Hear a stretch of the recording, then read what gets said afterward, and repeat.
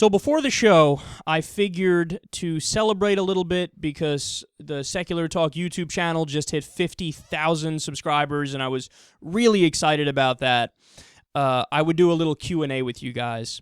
And it's also for Labor Day, and I figured we do it because I never do it. So just to switch it up a little bit. And you guys had some great questions, both funny ones and serious ones. And I have to admit, I usually hate Q&As because I think they're really obnoxious and I think they're really arrogant on the host part because, like, who gives a shit about me personally? I like to think the reason why the show is successful is because of the stories that we cover and the information and the ideas and the policies that we try to give. And to do a Q&A, it just, to me, it screams of, well, let me tell you why I'm so special, because aren't you so interested in everything about me? And I know that's not the reality. I know it's more about, hopefully, the information, the data, the ideas, etc., etc. But I figured just this once, maybe a second or third time in the future, but it's yet to be seen. Let's go ahead and do it, and it can't hurt. So I got 1,000 questions to get to. I'll try to keep them as brief as possible. I don't know if you guys wanted me to give your names for the questions or not. I'm just not going to do it because I don't want to upset anybody. But we'll go through some questions here and try to squeeze them in within 50 fucking minutes because there's so many. So first of all, boxers or briefs? Easiest question ever. 100% team boxers. Listen, I'm going to plead to all the guys that wear briefs right now. If you wear briefs, you don't know what freedom is. Okay, boxers allow your junk to just hang out and be out there in the wind and feel, open and free, feel loved. But briefs, it's like strangling your dick. So anybody who's still team briefs, welcome to 2014. Get some boxers and enjoy your life. Somebody said, what is your pick about monarchy and republic? Some social democrats say that monarchy is better because the king is more neutral in politics since he doesn't have any affiliation with a party. So this is a really good question, and I have 47 answers to it, but I'll keep it brief. First of all, I hate monarchies. Okay, I don't know what social democrats you're talking about, but not me. So it's great that they're largely more symbolic nowadays, and, in the past they were actually real and they made decisions. That sucked. It's better that they're symbolic nowadays, but it's still a remnant from primitive times, and I would like to see it totally die out. Now, in terms of what government I actually prefer overall, okay, I like aspects of all different governments. So in the U.S., for example, I hate the Senate. I can't stand the Senate. I'd abolish it if I could, and I'd make it more like a parliamentary system. Okay, I actually like in the U.S. the separation of powers, so, checks and balances, the three branches that can check each other as long as it continues to work properly. You could argue in the U.S. it's not doing that. And overall, the system I like is probably a constitutional direct democracy or a constitutional representative democracy. So what a lot of people, they think from listening to the show that I'm in favor of what's called a majoritarian democracy or just a pure direct democracy. I'm not, because you don't want people voting on rights.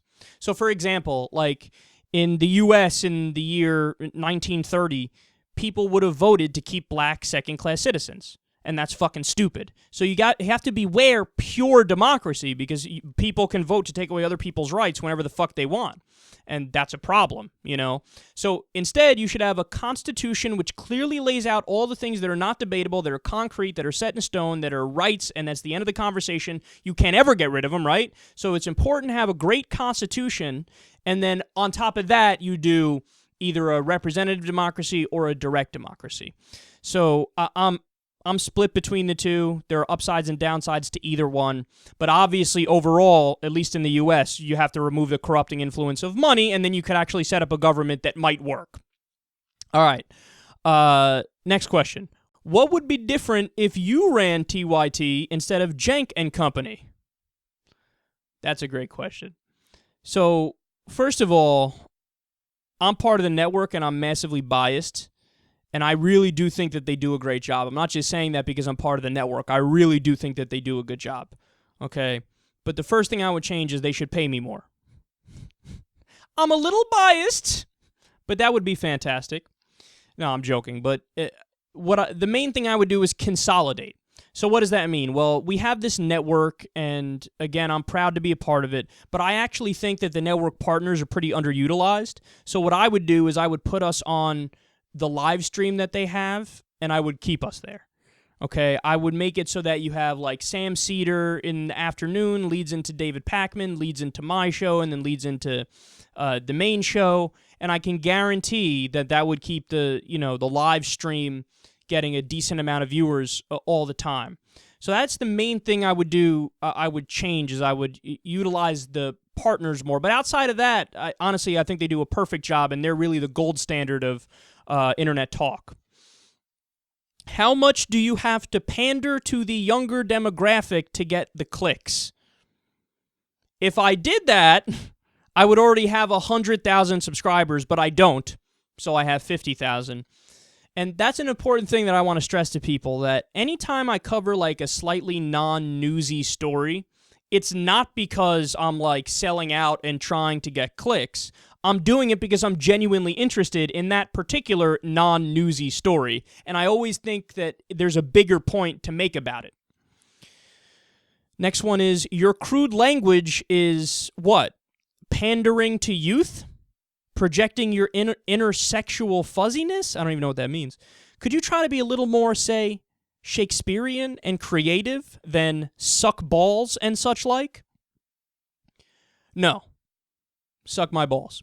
Next question. Do you think the opposition towards Obama is race-related? Also, where do you think Obama will be judged, or how do you think Obama will be judged in the future?